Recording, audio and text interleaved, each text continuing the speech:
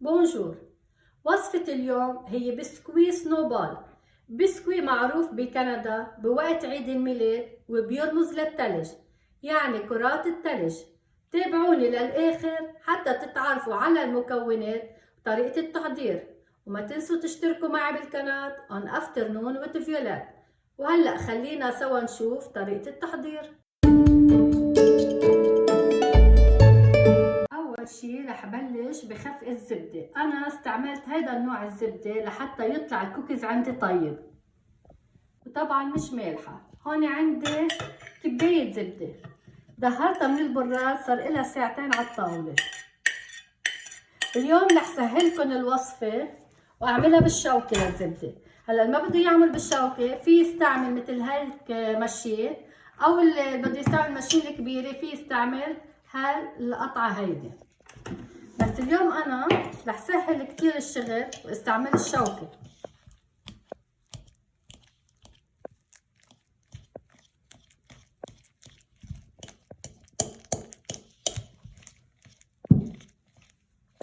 فوق الزبدة رح فرغ السكر البودرة، عندي ربع كباية.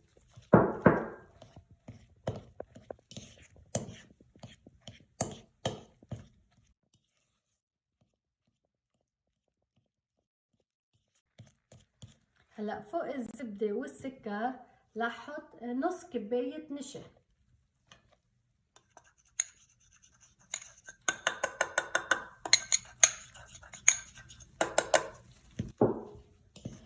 بخلطهم كلهم مع بعضهم.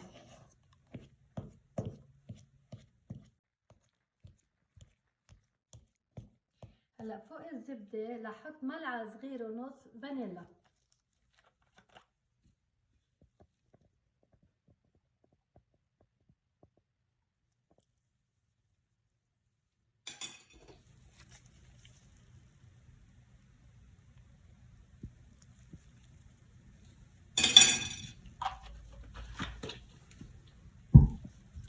انا للسنوبال حب نكهها ببرش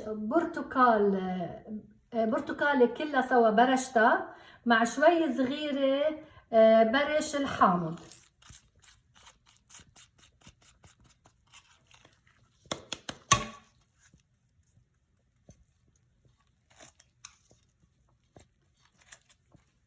برش البرتقال بيعطيها نكهة كتير مميزة وكتير طيبة. يلي بحب يحط غير نكهة في يحط قرفة، ملعقة صغيرة قرفة ناعمة أكيد بودرة.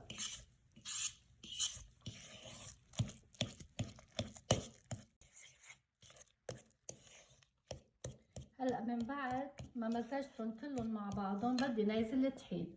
انا هون عندي ربع ملعقه صغيره ملح مثل ما شايفين بالكاميرا، وعندي كبايه ونص طحين ابيض نخلته اكيد للطحين. هلا اللي بحب يدخلها كاكاو فيكم تشيلوا ربع كبايه طحين، وبدل الطحين بتنزلوا ربع كبايه كاكاو اكيد نخلينا.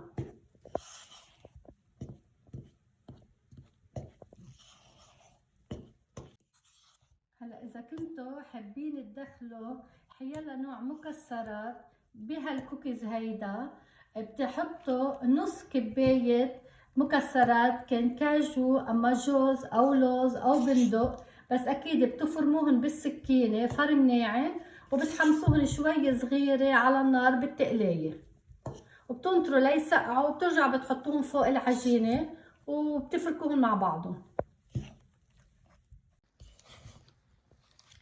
هلا اذا كنتوا عجنتوا هالعجينه وحسيتوا العجينه عم بتلزق بايدكم عم بتدبق، بتحطوها نص ساعه بالبراد، بتغطوها بالنايلون، بتحطوها بالبراد لحتى الزبده شوي يشتد.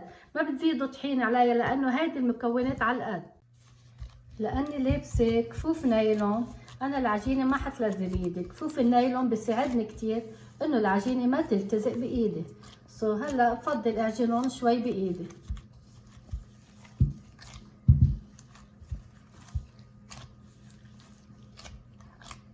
هلا خلصت من عجن كل المكونات مع بعضهم صار عندي العجينة السنوبال.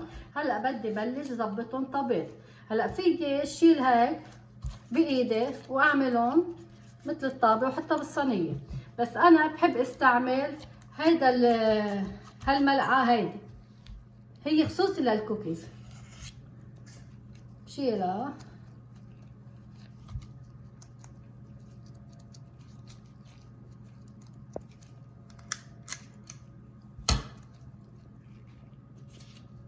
حطيت صينية حدة، حطيت لها ورقة الزبدة حتى ما تلزق الكوكيز بكعب الصينية.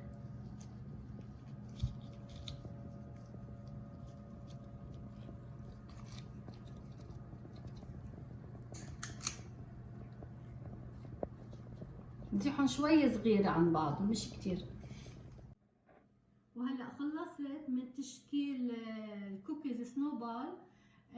بدي ادخلهم على الفرن. اكيد الفرن لازم يكون محميته يعني قبل على درجة الحرارة 350 فهرنهايت لحتى اعرف رقم 2 من تحت.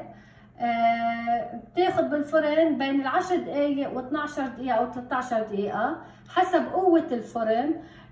هلا انا بتطلع عليها بالفرن لما بشوف من دير ما دار الكوكيز صار لونها على بني شوي اما اشقر شوي، يعني بس يتغير اللون شوي صغيرة بدهرهم من الفرن.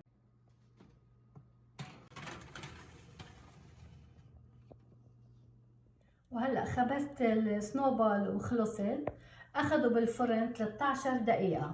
هلا صار الي 3 دقايق تقريبا وظهرتهم من الفرن. بدي بلش لتهم بالسكر البودرة. هلا هن بعضهم كتير سخنين، مشان هيك بدي انتبه كيف عم بشيلهم احلى ما يفتوا.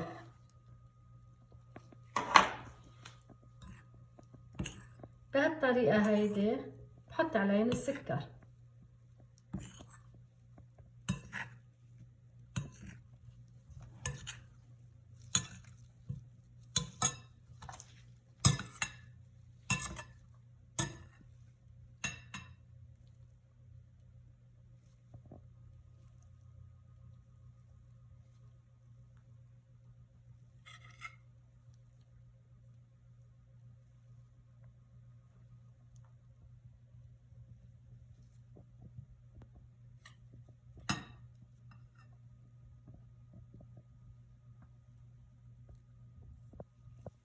هذا النوع من الكوكيز بس تاكلوها كتير طرية بتتم.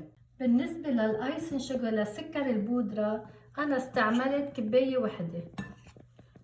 هلا بس خلص من رش الكوكيز بالبسكوي، رش الكوكيز بالسكر، بخليه ليسقعوا منيح منيح منيح وبرجع بلتهم مرة تانية بالسكر الناعم.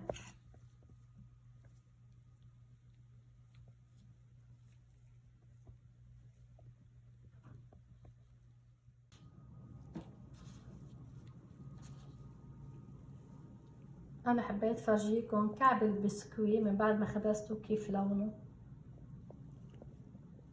هلا خلصت من لت السنوبال بالسكر البودرة. انا اول شي كنت مستعمله كبايه تقريبا خلصت الكبايه، رح ارجع ازيد نص كبايه سكر بودره لانه تاني مره لما بدي غطس البسكوي بالسكر البودره ما بعوز هالقد سكر هالكميه هاي. فيي هلا انطر ساعة وارجع غطسهم، او فيي خليهم ليسقعوا منيح دبهم وبس يجي لعندي عالم وحبيت ضيف منهم برش عليهم بغطسهم، مش برش عليهم بغطسهم بالسكر البودرة وبضيف العالم منهم. وهلا من بعد ساعة انا رجعت لكم لحتى لي ارجع غطس السنوبال بسكر البودرة لانه سقعوا معي منيح.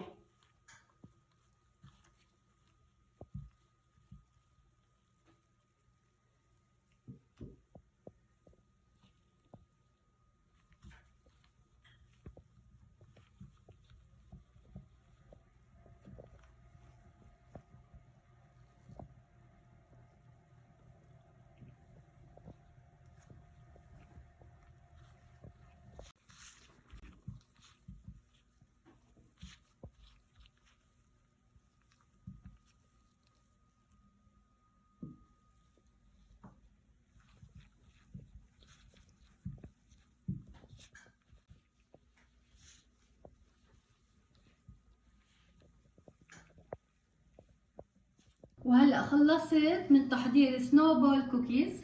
طلعوا 33 بسكوي، وصفة كتير سهلة وكتير طيبة، جربوها حتحبوها كتير. جويو نوال.